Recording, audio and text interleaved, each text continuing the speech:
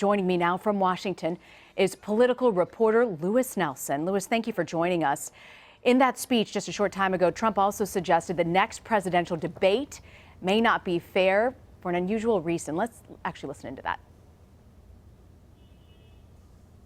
We should take a drug test prior, because I don't know what's going on with her. But at the beginning of her last debate, she was all pumped up at the beginning. And at the end, it was like, oh, take me down. She could barely reach her car. So I think we should take a drug test. Anyway, I'm willing to do it. You know, it's fascinating to hear him today make these allegations suggesting that she's using performance-enhancing drugs. What was that about today? Why did he do that? He even challenged her pretty much to taking a drug test. Yeah, and I mean, that seems to be just sort of a normal, off-the-cuff Donald Trump sort of a line, as odd as that sounds for me to say that that's normal. You know, again, it speaks to this sort of cooked-up theory he has in his head that Hillary Clinton isn't healthy, isn't fit, doesn't have the stamina to be president, even though there's really not a ton of evidence to that. These are the sort of things that sort of whip up his base, get the attendees at his rallies really going. And that seems to be how he's judging the success of his campaign, the enthusiasm at these rallies. And it's attacks like that really seem to get people going.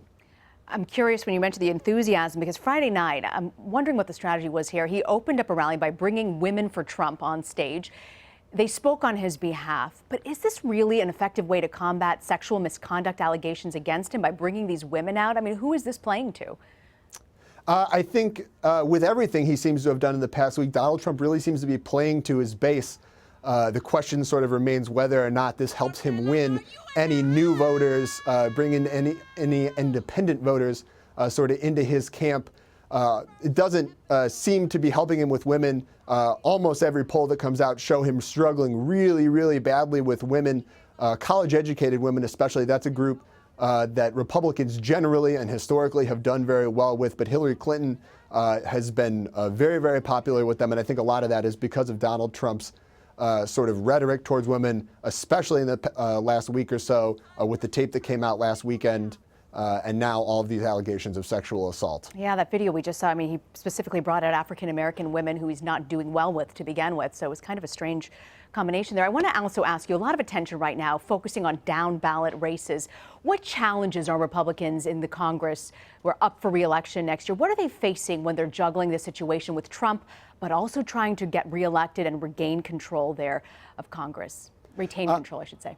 Sure. Yeah, I think there's a really difficult balancing act that they have to weigh there.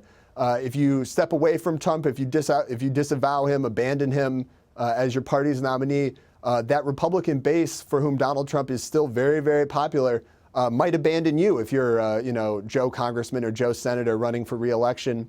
At the same time, endorsing Donald Trump right now is sort of a difficult proposition for a lot of these folks because, again, all these groups that are hesitant to get behind him, a lot of these independent voters, you want to court them as well as a Republican running for Congress or for Senate. And it's tough to do when your opponent can hammer you over and over again with your endorsement of Donald Trump. There's a real tightrope act that you have to do to kind of thread that needle a little bit. Speaking of his opponent, Clinton is actually dealing with her own issues over these leaked emails between her campaign aides. And one, there's a suggestion on how to break Clinton out of the bubble, as they call it, by making beds in hotels or actually working behind the counter at McDonald's or Chipotle. What does that say about her campaign and the struggle that she's been having with her public image? Yeah, I mean, I think that speaks to the problem that Hillary Clinton's had all along, that she is sort of this career politician, that she's been doing this for so long that a lot of people feel like she has trouble relating to them, relating to sort of the common, regular Joe Schmo American. And I think that this email, this plan, the suggestion that she sort of get into a blue-collar job, work behind the counter in a McDonald's, work as a maid in a hotel, something like that, is an effort to try to combat that and push back against that notion a little bit. But that's been a problem for Hillary Clinton for a long time. Ever since she was in the White House as First Lady and then as a Senator and Secretary of State, she's never totally been able to connect terribly well with blue-collar Americans And I think that that's why one reason why Donald Trump has been really successful with that group. He seems to be speaking to that group sort of specifically, and Hillary Clinton has had a hard time connecting with them in that same way.